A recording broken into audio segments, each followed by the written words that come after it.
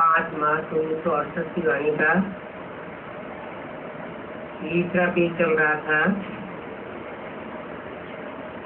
अंतिम लाइन चल रही थी, कलयुग में 7 तमो प्रधान है। 84 जन्मों की बात कोई भी नहीं जानते हैं और किसी से आसुरी संप्रदाय कहो तो बिगड़ पड़ते हैं।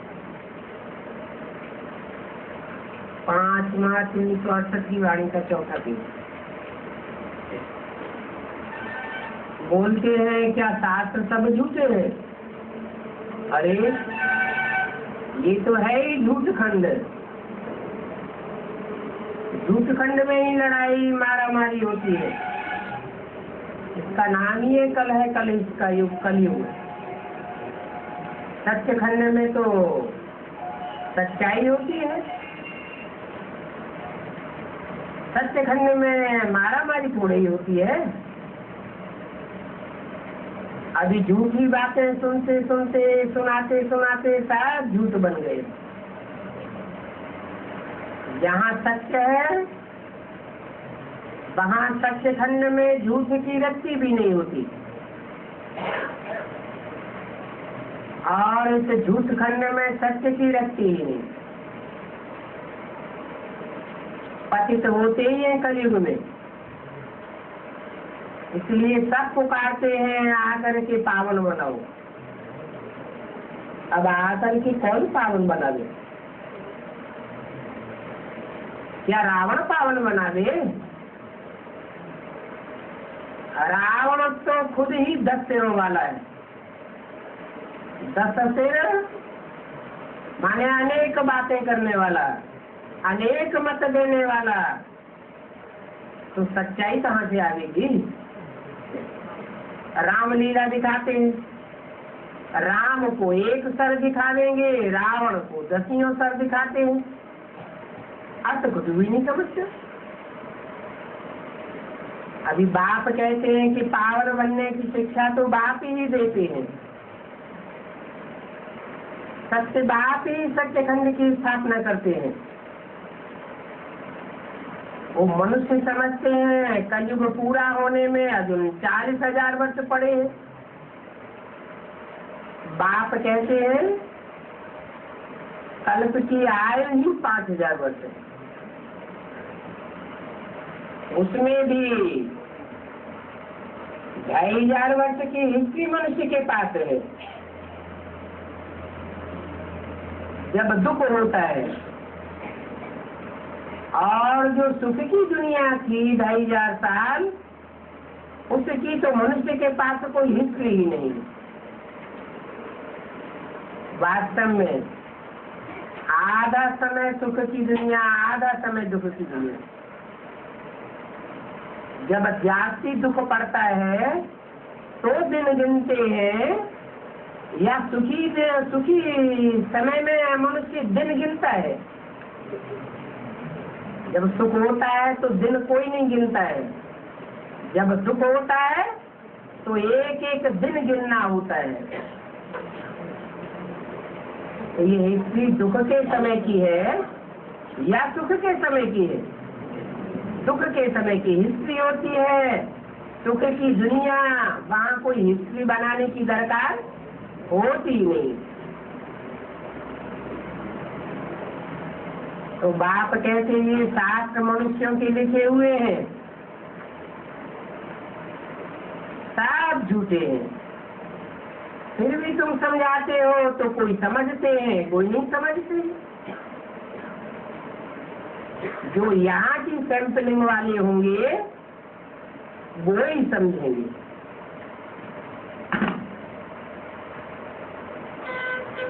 परंतु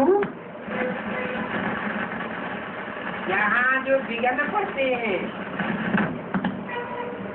सत्य खंड की स्थापना में, सत्य धर्म की स्थापना में, उन विघ्नों से पार होना है।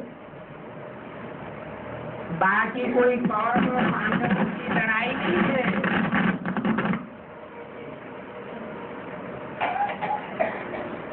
ऐसे भी नहीं। सत्युग में कश्यप राक्षस था, सतयुग त्रेता में असुर होते हैं, देवताएं तो सतयुग त्रेता में ही होंगे ना, असुर कलयुग में होंगे। अभी सब असुर, फिर उनकी शास्त्रों में बैठे लड़ाई दिखाई है। जब असुर होते ही है कलयुगी दुनिया में और देवताएं होते हैं सतयुगी नई दुनिया में, सत्यखंड में, तो लड़ाई का किताब से दिखा दी।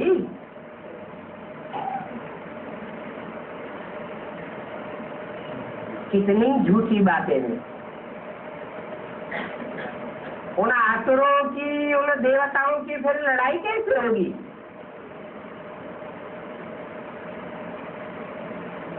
क्या जवाब है? ये संगम युग की यादगार शास्त्रों में लिखी हुई है। भगवान बाप जब आते हैं तब ही वास्तव में महाभारत का लड़ाई होती है, तब ही राम रावण का युद्ध होता है, तब ही देवासुर संग्राम होता है। अभी शूटिंग हो रही है। इस शूटिंग पीरियड में पहले तो ब्राह्मणों की दुनिया में असुर भी हैं और देवताएं भी हैं। अभी आसुरी चेहरे भी प्रत्यक्ष होने वाले हैं और दैवी चेहरे भी प्रत्यक्ष होने वाले हैं।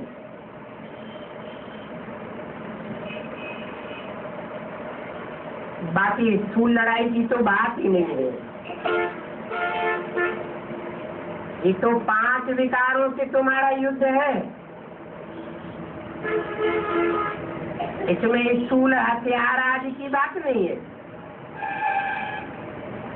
उन लड़ाई करने वालों को भी समझाते हैं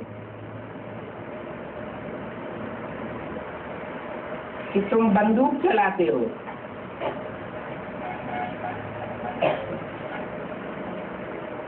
तो शिव बाबा की याद में बंदूक चलाते रहो।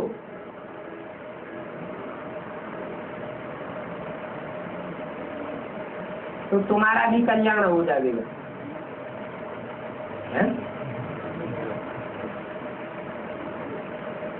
उन लड़ाई वालों को तुम सिखलाते हो कि तुम्हारा तो धंधा ही है क्या?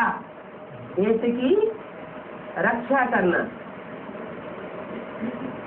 देश की रक्षा करना तुम्हारा कर्तव्य है और तुम बंदूक नहीं चलावेंगे तो देश की रक्षा होगी क्या? ये तो तुम्हारा धंधा है, परंतु क्या करो, बाप की याद में रह करके बंदूक चलावेंगे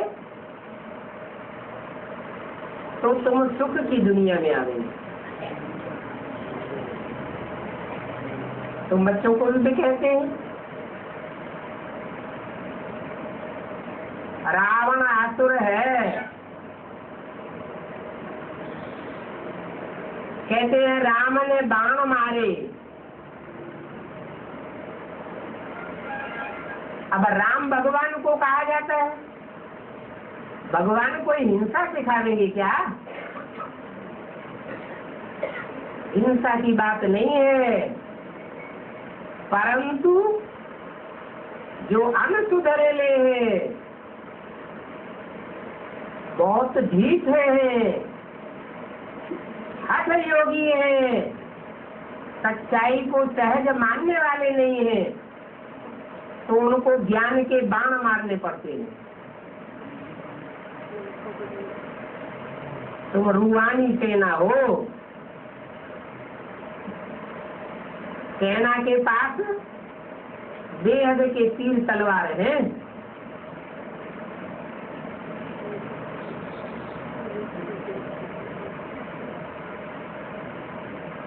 दुनिया में भी युद्ध किए बगैर कोई राजाई नहीं प्राप्त करता।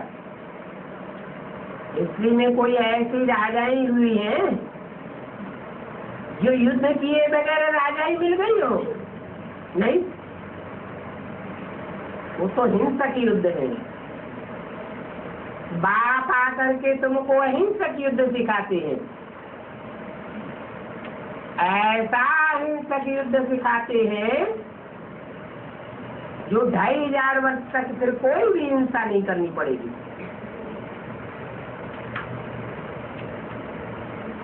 अभी जो करेगा तो पावेगा।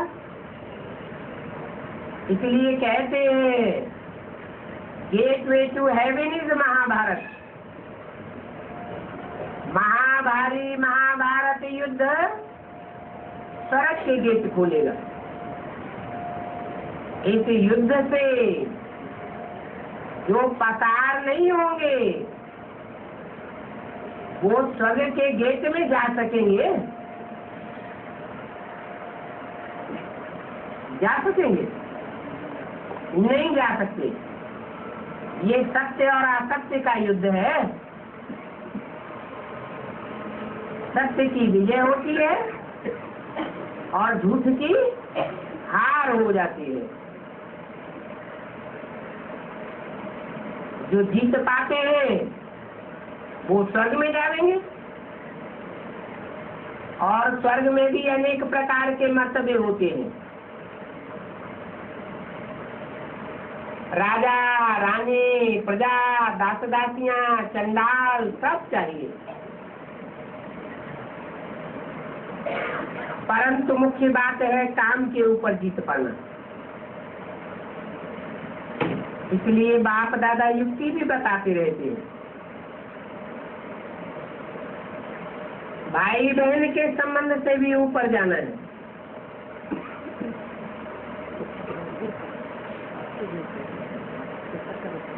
अगर आपस में काला मुंह किया तो कला काया चट हो जाएगी। तुम ब्रह्मा की संतान भाई बहन हो ना,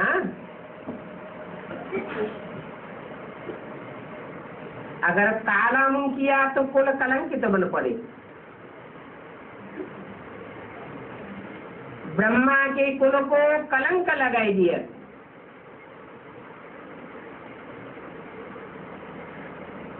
फिर तो बहुत पुरुषार्थ करना पड़े।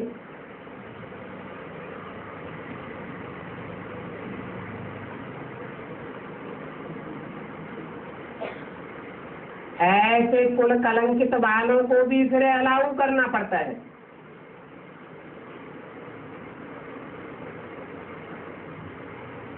भूल तो मनुष्य से ही होती है, देवताएं तो अभूल होते हैं, तो अलाउ करना पड़ता है। ऐसे नहीं समझो कि ऐसे ऐसे भूल करने वालों का कोई जमा होता है। नहीं, जो भी कमाई की वो तो चट हो गई, खत्म हो जाती है। फिर नए सिरे मेहनत करनी पड़े।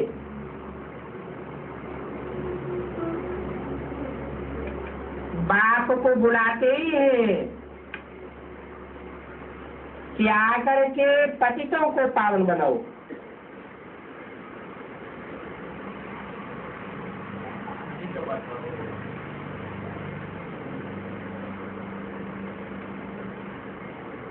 यहाँ शूटिंग होती है, वहाँ प्रैक्टिकल होता है। अभी भी बुलाते हैं। शूटिंग पीरियड में बुलाने वाले जो हैं वो भक्त हैं या ज्ञानी हैं? भक्त हैं। अभी बुलाते हैं कि नहीं बुलाते हैं? अभी भी बुलाते रहते हैं। इसका मतलब भक्ति का अंश अभी बाकी है। कहते हैं आकर के पावन बनाओ। आकर के मतलब साकार में सान्निध्य चाहिए। पतित माना ही भिखारी। पतित गिरे हुए को कहा जाता है। पतित। तन की पावर से गिरा हुआ, मन की पावर से गिरा हुआ।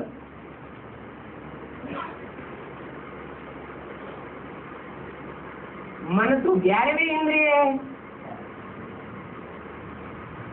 10 इंद्रियां तो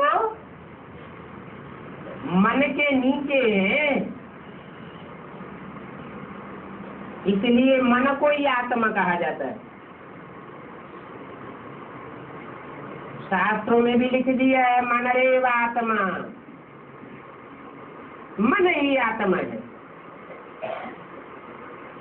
ऐसे नहीं कहा गया है मन रे परमात्मा। क्यों?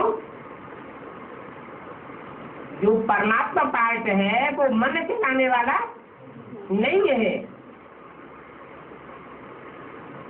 वो तो मन को कंट्रोल करना सिखाता है।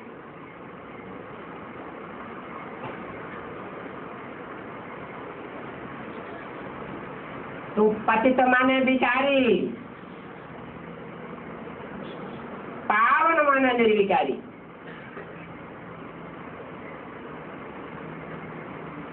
विकार कहा जाता है विपरीत कार्य को।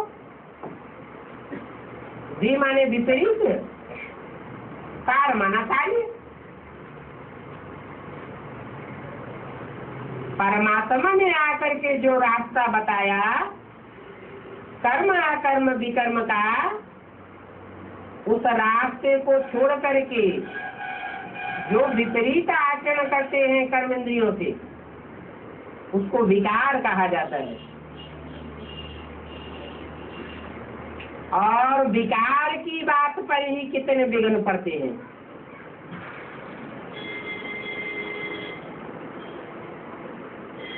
जबरदस्ती बांध करके भी गंद करते हैं।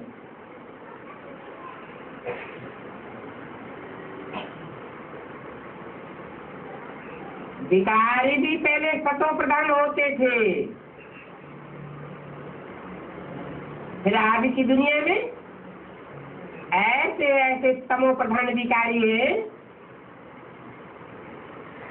कि काम विकार की आस पूरी नहीं होती है तो हत्या भी कर देते हैं, मार डालते हैं।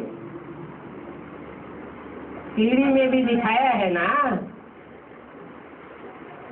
ससुर कहता है इनको दिख दो, अगर नहीं देती है तो मारो लाठी। ऐसे बहुत केस होते हैं। बेचारी कहती है ऐसी हालत में हम क्या करें। बाबा कहते हैं लाचारी हालत में तुम्हारा कोई दोष नहीं,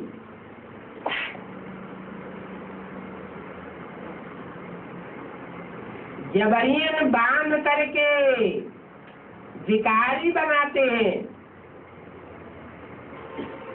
तो तुम्हारा कोई दोष नहीं, उसकी सजा भी वही भोगेंगे। परंतु अगर तुम्हारी आस है,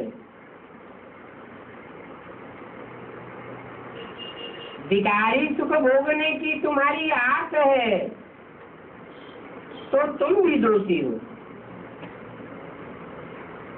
पाप की भागीदार हो। परवश की हालत में तुम क्या कर सकेंगे। तो बाप पॉइंट भी सब प्रकार के देते रहते हैं। ये भी समझाया है जहाँ पूज्य है वहाँ पुजारी नहीं होते।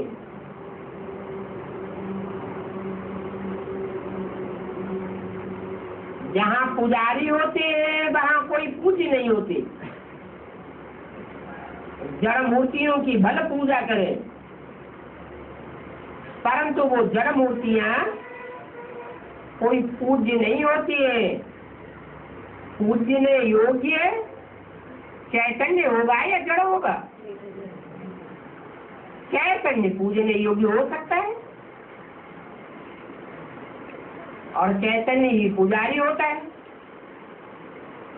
जड़ मूर्तियां कैसे पूज्य और पुजारी होंगी? कहाँ की यादगार?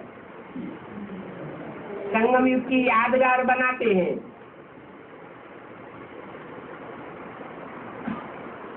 शंकराचार्य को भी तुम लिख सकते हो। कायदे मुझे पूज्य को पुजारी कैसे कह सकते? तुम तो पुजारी हो, तब तो देवियों की पूजा करते रहते हो।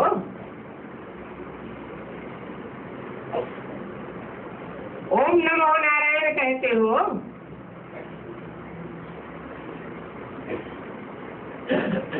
तो नारायण पूज्य है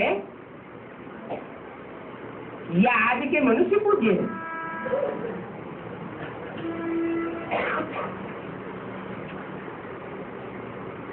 तुम पुजारी हो, इसलिए तुमको इतना गुस्सा आता है। गुस्सा किसको आवेगा? पूज्य देवताओं को गुस्सा आता है या पुजारियों को गुस्सा आता है? तुम तो पुजारी हो ना। सत्युग में पुजारी होते ही नहीं है, परंतु सन्यासी तो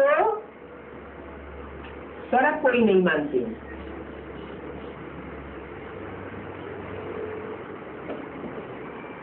कहते हैं स्वर्ग के सुख काग बिस्सा समान। हमें स्वर्ग में नहीं जाना है।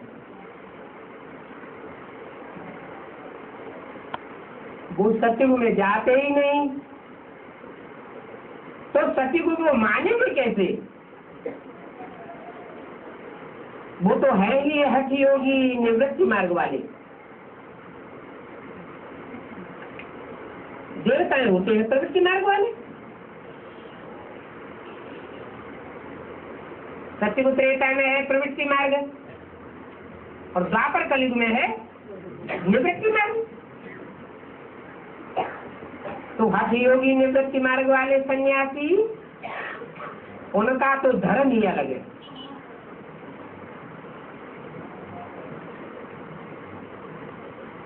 कोई बात उनको समझाओ तो समझने से पहले ही गाली बकना शुरू कर देते हैं। कितना समझाया जाता है, परंतु 5 विकार भी कम नहीं है। इसमें भी मुख्य है काम विकार। वो मुखिया है, उनके आने से फिर सब विकार आ जाते हैं। विकारी दुनिया जब शुरू होती है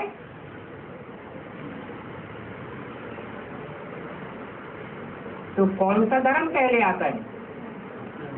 इस्लाम धर्म पहले आता है। तो उस धर्म के और धर्म के फॉलोअर्स में या धर्म पिता में सबसे जाति कौन सा विकार होता है? काम विकार होता है। विकारी दुनिया की शुरुआत ही काम विकार से होती है। ये मुखिया है,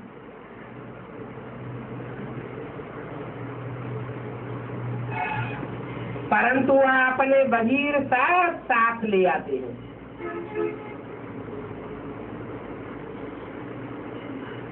इनको जीतने में बड़ी मेहनत है।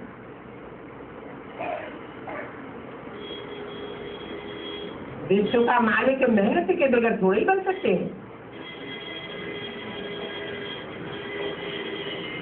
आज की दुनिया के मनुष्य तो जैसे मत वाले हैं।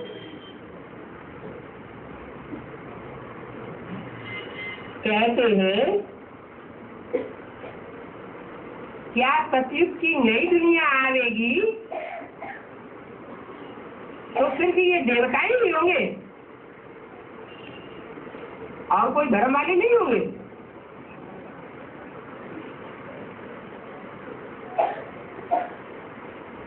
तो क्या जवाब देना पड़े?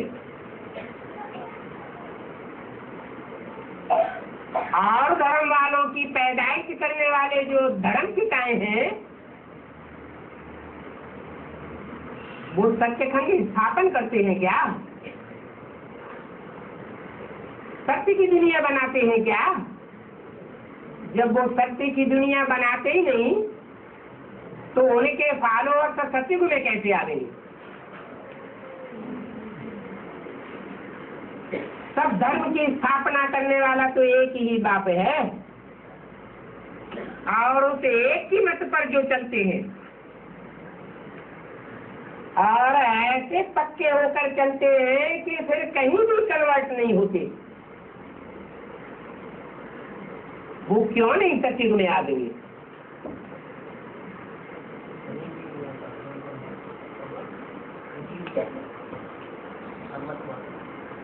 माने कोई जन्म में और धर्म में कन्वर्ट नहीं होते हैं, जो वो सत्युग में आवेंगे या कम कलाओं में आवेंगे? कहाँ आवेंगे? सत्युग के भी आदि में आवेंगे, क्योंकि सत्युग के आदि में ही 16 कला संपूर्ण होते हैं, और जन्मों में तो कुछ न कुछ कलाएं कम हो जा रही, सबसे क्षीण होता जाता है।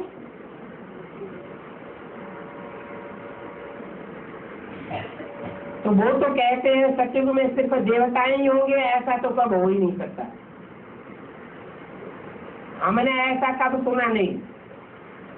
शास्त्रों में तो लिखा हुआ है कि सत्युग में हिरण्यकश्यप का राज्य था।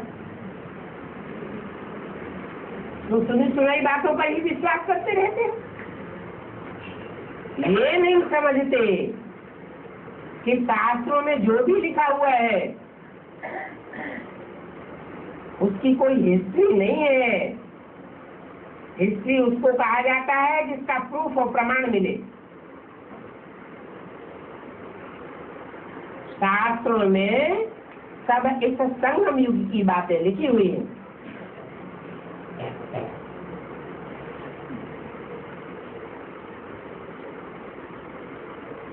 बोलो,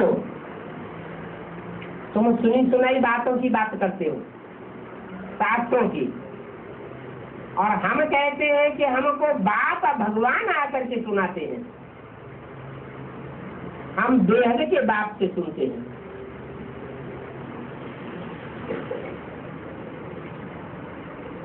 वो बेहद का बाप है। 2, 4, 8, 10, 20, 50, 100 करोड़ मनुष्यों का बाप नहीं है। कितनों का बाप है? सारी दुनिया उस गॉड फादर को मानती है। ऐसे नहीं सिर्फ क्रिश्चियंस का ही बाप है।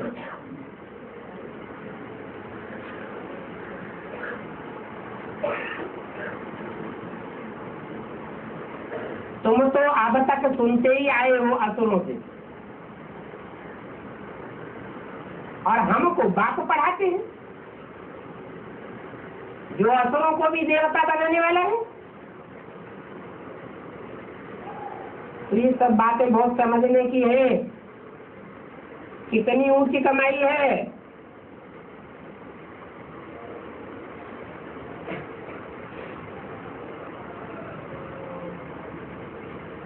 उस धंधे में भी बाबा बहुत सीखा था। उस धंधे में, ये तो ज्ञान रत्नों का धंधा है, और उस धंधे में, इस धंधे में, दुनियावी धंधे में बाबा माना ब्रह्मा बाबा बहुत सीखा था। लेकिन दुनिया कौन सी थी? इस दुनिया में बाबा स्थूल रत्नों के धंधों में बहुत सीखा, आचरण करने वाला था, अच्छा व्यवहारी माना जाता था। वो दुनिया कैसी थी? कलियुगी पतित दुनिया थी या पावन दुनिया थी? पतित दुनिया थी। पतित दुनिया में कोई अच्छे धंधे वाला हो तो पावन कहेंगे या पतित कहेंगे?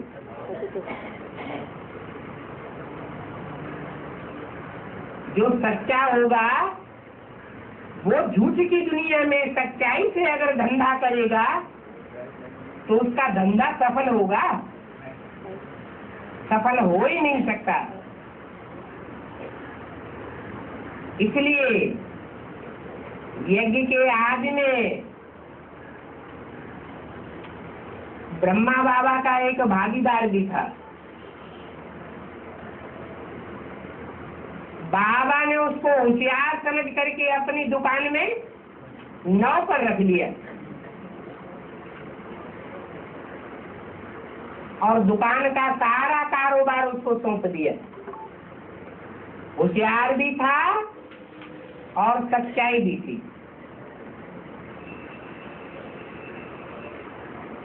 तो सच्चाई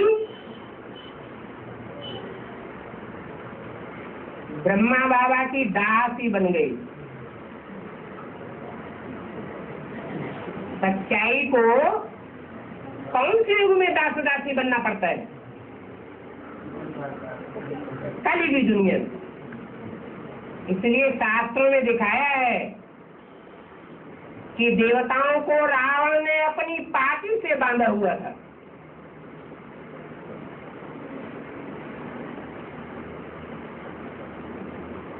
जल देवता, पवन देवता, अग्नि देवता, उंगली से इशारा किया, काम करने के लिए हाजिर। बटन दबाया, रोशनी ही रोशनी। बटन दबाया, पंखा ही पंखा। एसी का वातावरण। उंगली के इशारे पर 5 तख्तों रूपी देवताओं को चलाता था।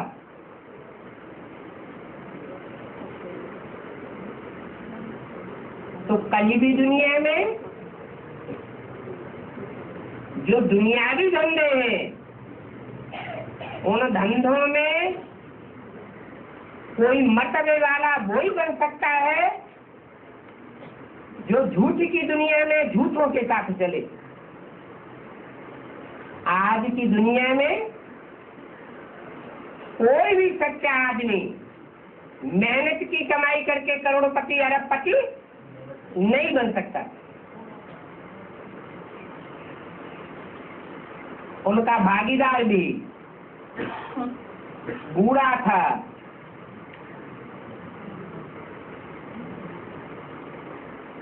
और लौकिक संबंध में उनका बहनोई भी था। धंधा भी दोनों का एक ही था। बाबा की बड़ी दुकान थी और वो गरीब था। दुकान इतनी ज्यादा चलती नहीं थी। क्यों नहीं चलती थी जब ज्यादा होशियार था? क्योंकि सच्चाई का धंधा था।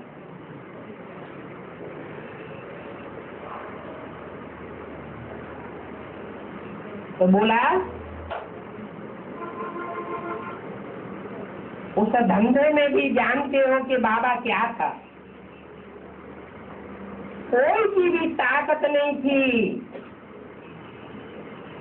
जो बाबा से ऊंचा पहुंच सके जवाहरात आदि के काम में। कौन से बाबा से? ब्रह्मा बाबा से।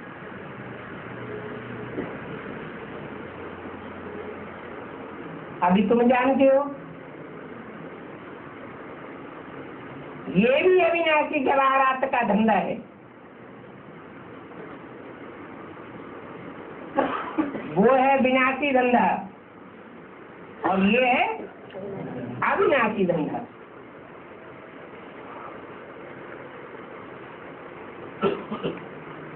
तो बाप कहेंगे। कौन कहेंगे? बाप कहेंगे। ब्रह्मा नहीं कहेंगे। बाप कहेंगे मेरे जैसे बनो।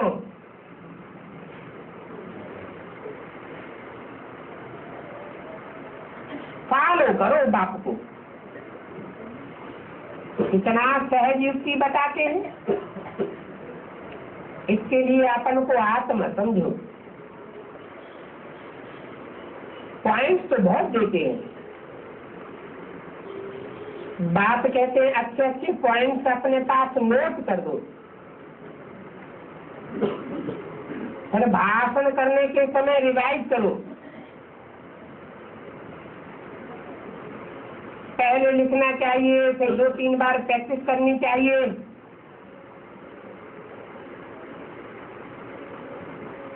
फिर जो पॉइंट भूल जाए उनको ऐड करो। मेहनत करनी पड़ेगी और इस मेहनत के अभ्यास में भी देरी अभिमानी चाहिए। बड़े बच्चे भाषण बहुत अच्छा करते हैं, परंतु बाप के साथ योग है नहीं तो क्या सफलता पाएंगे। अच्छा, मीठे मीठे सिकिले बच्चों को रूहानी बाप दादा का याद प्यार गुड मॉर्निंग। मीठे मीठे रूहानी बच्चों को रूहानी बाप की नमस्ते। ओम शांति।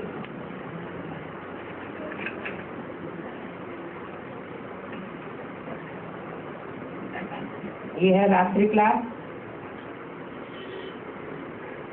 6 मार्च 1968। ये पाठशाला है।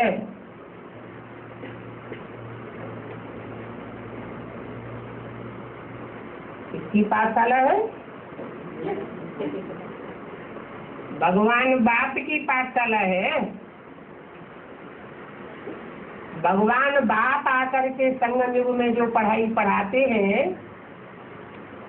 इन पाठशालाओं में उसकी यादगार भक्ति मार्ग में क्या बनती है?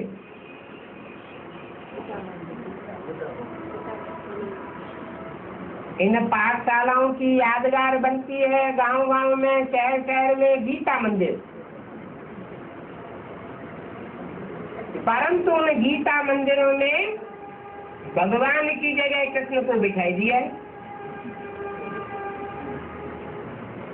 टीचर बनाई करके। अब कृष्ण तो 16 कला संपूर्ण देवता बनने वाला है या पढ़ाई पढ़ाने वाला है? नर को नारायण बनाने वाला तो चाहिए। कलाहीन को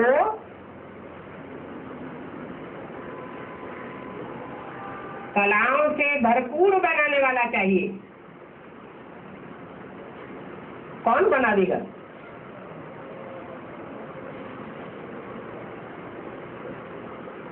डॉक्टर होगा तो डॉक्टर बना देगा, वकील होगा तो वकील बना देगा,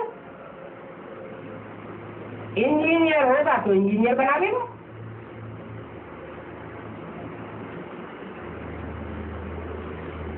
अब देवताएं तो कोई को पढ़ाई पढ़ाते नहीं है।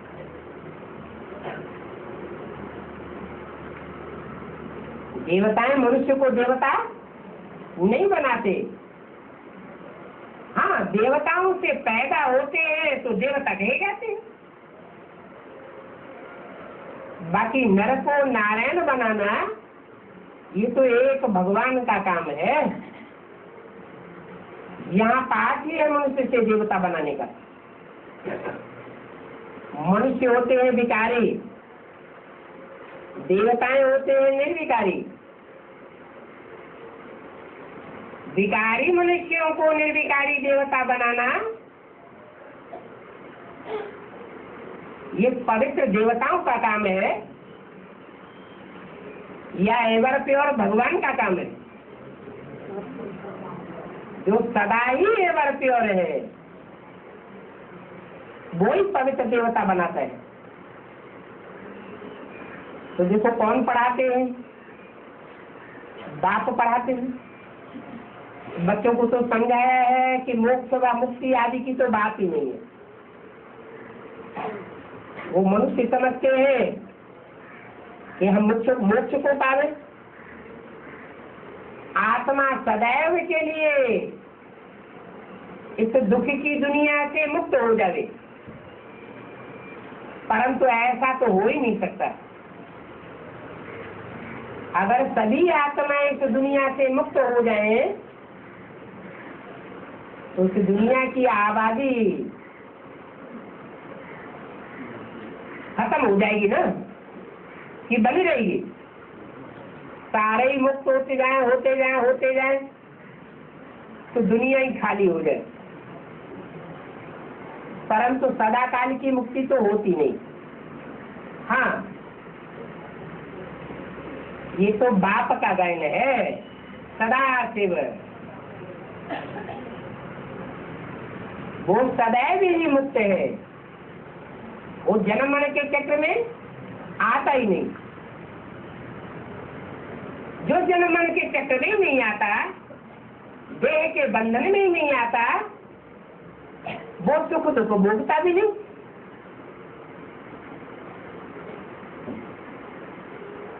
और आत्माओं का तो पार्ट है, सुख भी भोगती है और दुख भी भोगती है। नई दुनिया में सुख भोगती है, पुरानी दुनिया में दुख भोगती है। सुख दुख भोगने वाली को आत्मा कहा जाता है, और जो सुख दुख भोगने में अभोगता है वो परमपिता परमात्मा कहा जाता है। तो भक्ति मार्ग में बेचारे बहुत ही मुझे हुए।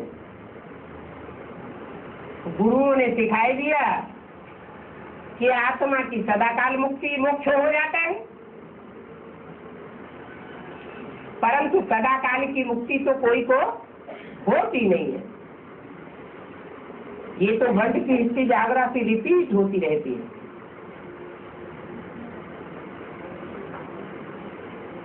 सतयुग में जो भी है और कलयुग में जो भी है, सबको पायस बजाना है।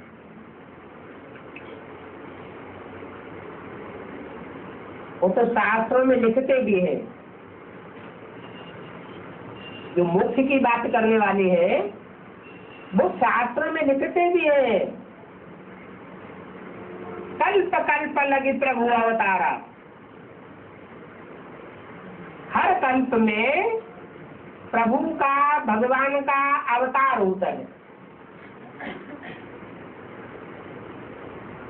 तो भगवान को बार बार इस सृष्टि पर आना पड़ता है। तो आत्माएं कैसे मुक्त हो जाएंगी? भगवान को ही बार बार आना पड़ता है, तो आत्माओं की सदाकाल की मुक्ति होने का तो सवाल ही नहीं। सबको पाठ बजाना। कोई भी एक्टर तत्व आदि में लीन नहीं होता है। लीन होना माना अस्तित्व खत्म हो जाना।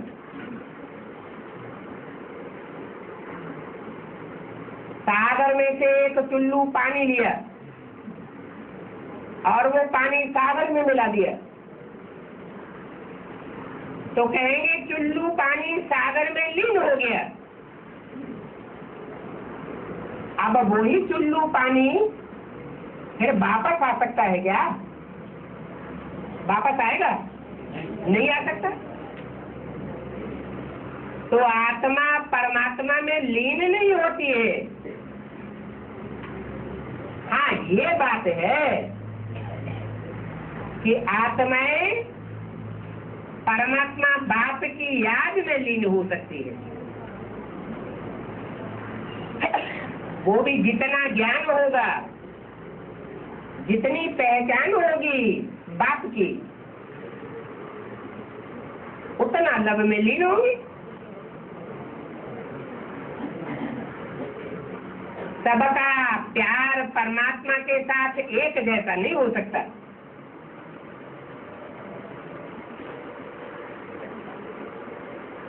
भक्ति का इस समय बहुत प्रभाव है। तो कह देते हैं आत्मा परमात्मा में लीन हो जाती है, परंतु लीन होना मना खलास होना। एक तरफ कहते हैं आत्मा अविनाशी है और दूसरी तरफ कहते हैं आत्मा परमात्मा में लीन हो जाती है। तो विनाशी हुई या अविनाशी हुई? ये तो विनाशी हो गई।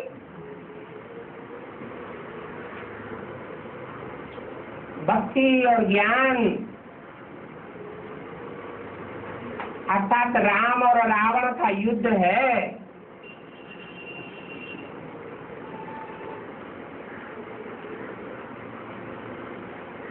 ज्ञान है तो भक्ति नहीं,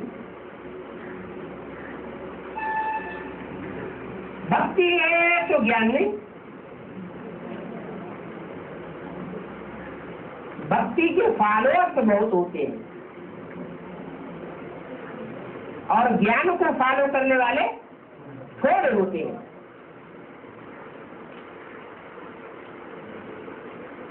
तुम आस्ते आस्ते जीत पहनते जाएंगे। जब लड़ाई होती है तो जो शक्तिशाली होते हैं वो जीतते हैं, जो कमजोर होते हैं वो हारते हैं।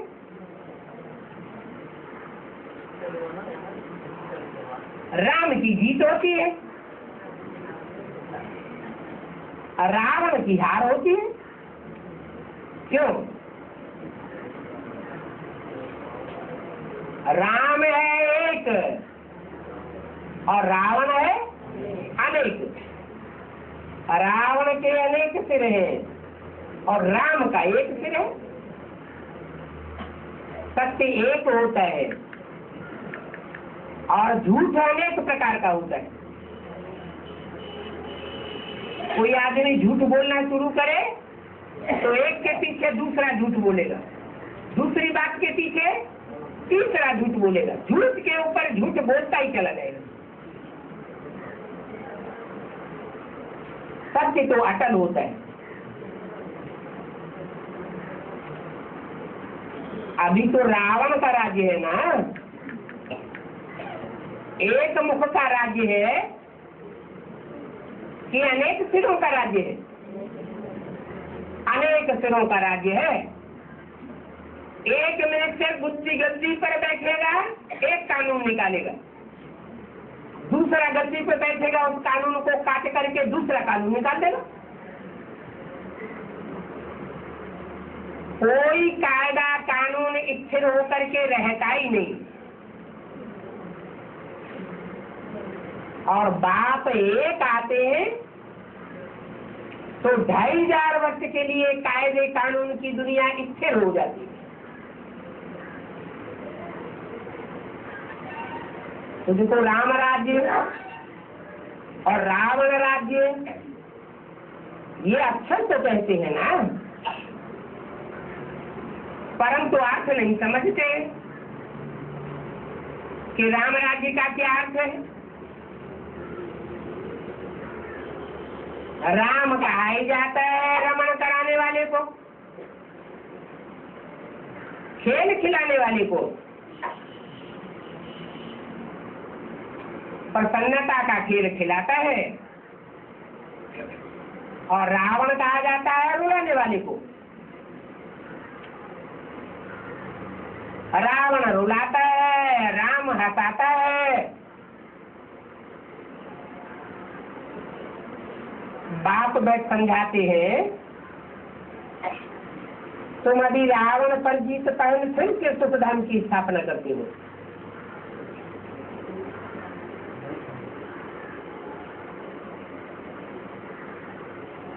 वो है डबल अहिंसक राज्य।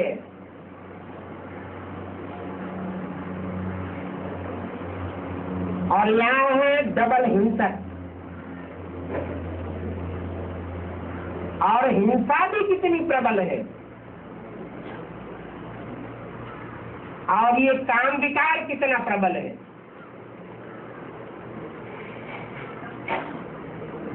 कोई हार खा लेते हैं तो की कमाई चट हो जाती है।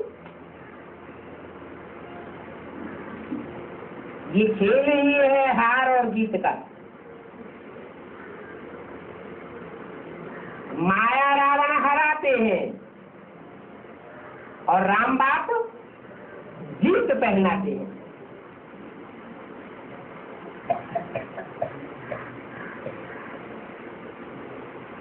पतित हार पावन जीत।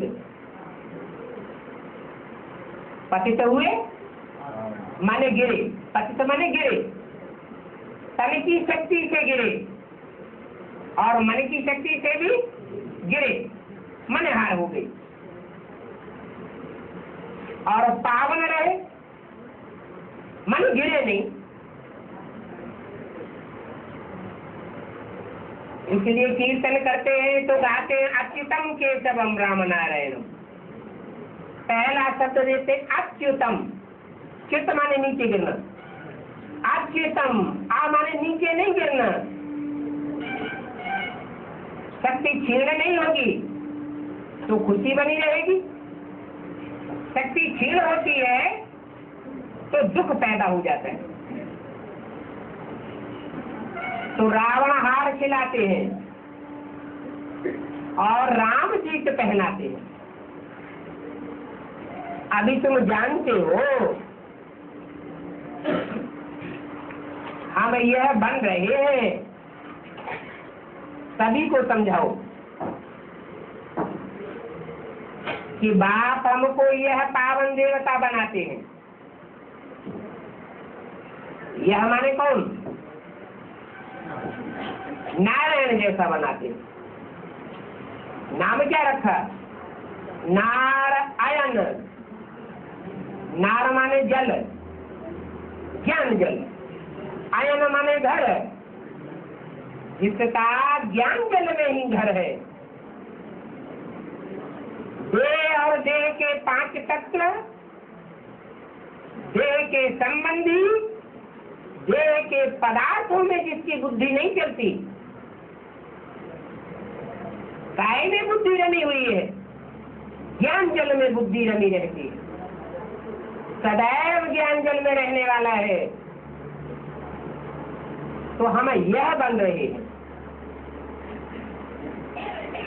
वहां 21 पीढ़ी तुम राज्य करते हो।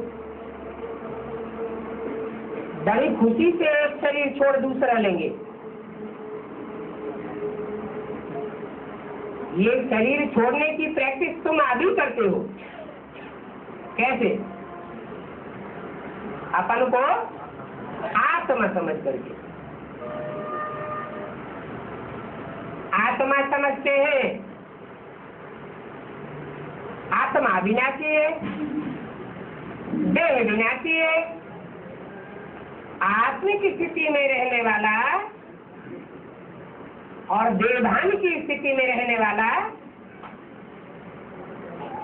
उसको कहते हैं देहधारी। जिसकी बुद्धि देह में धरी हुई है वो है देहधारी। और जिसकी बुद्धि देह से उपराम है, उपमाने समीप, माना राम के समीप है। राम जैसे मनन चिंतन मंथन में रहने वाला है, ऐसे राम का बच्चा या राम का जानवर भी काय में रमण करने वाला है,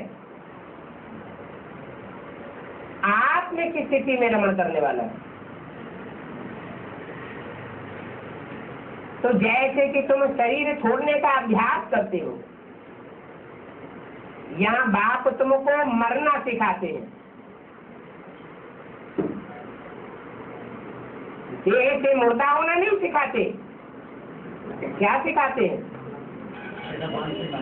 देह भान से मर जाओ, देह भान से दूर हो जाओ। जैसे सर्प खल उतारता है ना, तो ये देह अभिमान भी तुम्हारी पुरानी जूती है। तो ये सब जन्मों की पुरानी जूती है। तुम बच्चों को तो बहुत खुशी रहनी चाहिए। जानते हो, हम आत्मिक स्थिति का पक्का अभ्यास करने के बाद सुखधाम में जाएंगे। जो आत्मिक स्थिति का पक्का अभ्यास नहीं कर सकेंगे वो सुखधाम में जाएंगे। या जितना आत्मिक स्थिति में पक्के हो जाएंगे उतने उनके सुख के धाम में जाएंगे, और जितना कच्चा रह जाएगा उतना दुख की स्थिति में जाएगा या दुख की दुनिया में जाके जन्म लेगा। अंतमते सो गति होने वाली है। तो तुम बच्चों को तो बहुत खुशी होनी चाहिए। तुम्हारी बुद्धि में है हम दुखधाम को छोड़कर अब जाते हैं शांति धाम, बाप के घर में,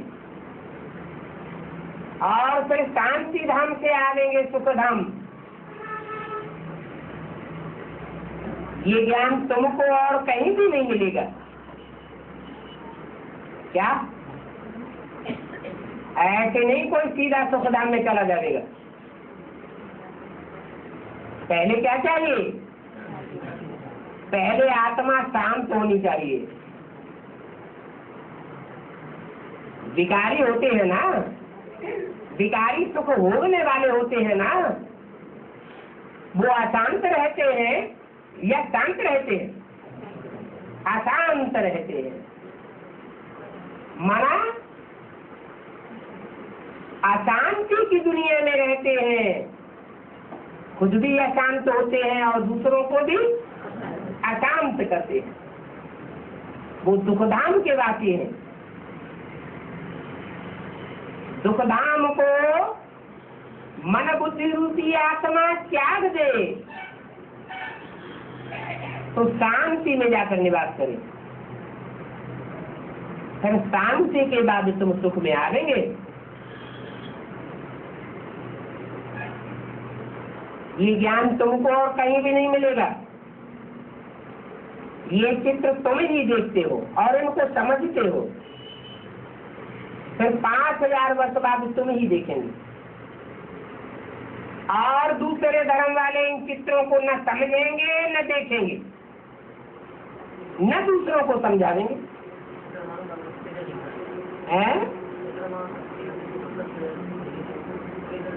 जो भी चित्र है, न जड़ चित्र वो समझेंगे न चैतन्य चित्रों को समझेंगे। अभी तुम्हारा ये अंतिम जन्म है। कौन से लोक का, कौन से धाम का? इस तो दुखधाम का, इस मृत्यु लोक का ये तुम्हारा अंतिम जन्म है। तुम जानते हो बाबा हमको अमर कथा सुनाए रही। अमर कथा सुना करके हमको अमर लोक में ले जाते हैं। नई बातें सुना करके तुमको नई दुनिया में ले जाते हैं। सत्य बात सुना करके तुमको सत्य धाम में ले जाते हैं। वो झूठी बातें सुनाते हैं। द्वापर से जो भी आए उन्होंने झूठी बातें सुनाई और झूठ सुना करके हमको झूठ खंड में ले आए। ये झूठ खंड की विशेषता हो गई जो उन्होंने शास्त्रों में भी लिख दिए। झूठे लेना, झूठे देना, झूठे भोजन, झूठ चबेना, खाना भी झूठा, पीना भी झूठा, जो लेना करते हैं वो भी झूठा और जो देते हैं वो भी झूठा।